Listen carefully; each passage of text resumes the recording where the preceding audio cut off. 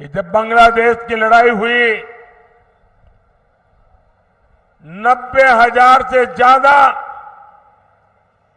पाकिस्तान के सैनिक सरेंडर कर चुके थे। 90,000 से ज्यादा पाकिस्तानी सैनिक हमारे कब्जे में थे। हुकुम का पत्ता हमारे हाथ में था। और साथियों, मैं विश्वास से कहता हूं, अगर उस समय मोदी होता,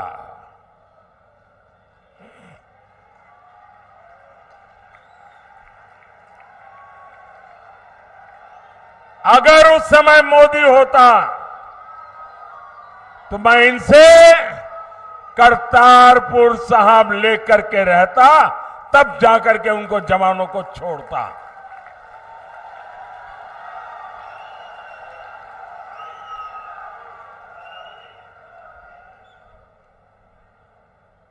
वो तो नहीं कर पाए,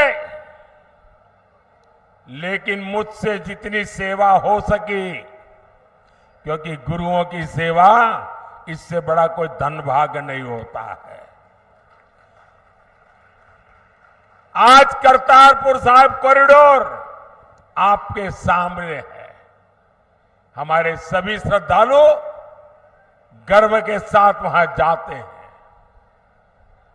साथियों, हमारी सरकार ने लंगर को टैक्स से मुक्त किया। ये पहले भी ये सरकारें कर सकती थी। पहले हरमंदिर साहब में विदेशों से भक्त चंदा नहीं दे पाते थे। बार बार यहां से मांग उठती थी। दिल्ली में बैठी हुई सरकारें सुनने को तैयार नहीं थी। ये मोदी ने आकर के इसके नियमों में छूट दी और आज हमारे हरमिंदर साहब की सेवा दुनिया के किसी भी कोने में रहकर कोई कर सकता है। श्री फतेहगढ़ साहिब तो साहबजादे के शौर्य और शहादत का साक्षी रहा है। ये मोदी सरकार है जिसने साहिबजादों के शौर्य के लिए समर्पित वीर बाल दिवस घोषित किया। और कुछ लोगों को समझ नहीं आ रहा है कि वीर बाल दिवस घोषित करने का मतलब क्या होता है। मुझे दुख है कि पंजाब में भी ऐसे लोग हैं जिनको इसकी कोई समझ नहीं है। पंजाब के अंदर इस महान त्याग तपस्या के लिए मैं पंजाब में रहा हूं। कई दिनों तक हमारी माताएं बहनें, हमारा परिवार व्रत रखता है, जमीन पे सोता है। कितना महत्वपूर्ण श्रद्धा का विषय है। लेकिन हिंदुस्तान में केरल में जाइए, उनको कुछ पता नहीं।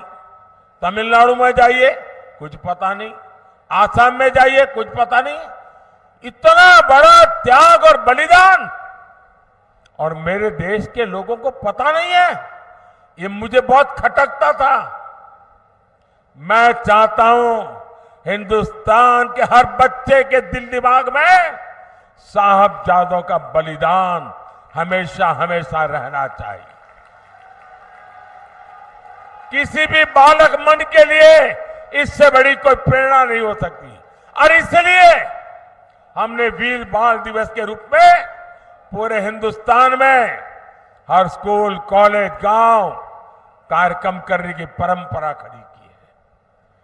अगर पंजाब के लोग भी इस काम को न समझ पाए तो इससे बड़ा चिंता का विषय क्या हो सकता है। आपको याद होगा, अफगानिस्तान में हमारे सिख परिवार संकट में थे। हम सभी को सुरक्षित वापस लाए। हम गुरु ग्रंथ साहब के स्वरूपों को भी अदब के साथ मेरा मंत्री जाके सर पे सम्मान के साथ लेकर के आया। साथियों, ये प्रधानमंत्री की बात छोड़ दीजिए, मेरा तो आपसे खून का नाता है। गुरु गोविंद सिंह जी के जो पहले पंच प्यारे थे, उसमें मेरा एक द्वारिका का पंच प्यारों में था जी। मेरा आपसे खून का रिश्ता है। इतना ही नहीं, आज अगर जामनगर में जाएंगे तो वहां जो सबसे बड़ा अस्पताल है वो गुरु गोविंद सिंह जी के नाम पर है, जिस जामनगर जिले में द्वारिका पड़ता है।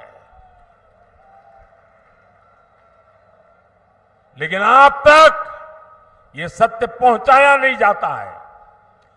आपको जान करके खुशी होगी और कभी फुर्सत मिले तो लखपत जाके आना। गुरु नानक साहब वहां विश्राम किया था। वो गुरुद्वारा भूकंप के अंदर क्षतिग्रस्त हो गया, करीब करीब ध्वस्त हो गया। मैं मुख्यमंत्री था, मैंने कहा मुझे वैसा ही गुरुद्वारा बनाना है जो गुरु नानक देव जी के समय के साथ। अब मेरे पास उसके लिए बनाने वाले लोग नहीं थे। मैंने देश भर में खोजा, उसके लिए मैं मिट्टी लाया, उन आर्टिजन को लाया जो बना सकते थे।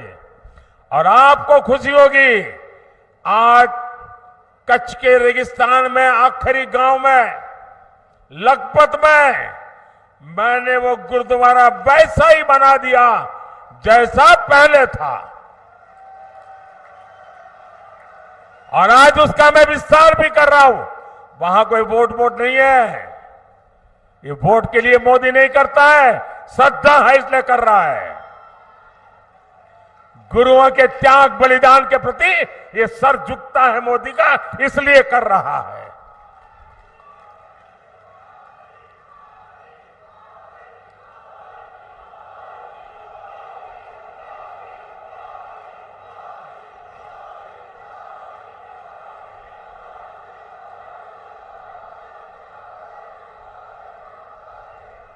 सबका साथ, सबका विकास की यही भावना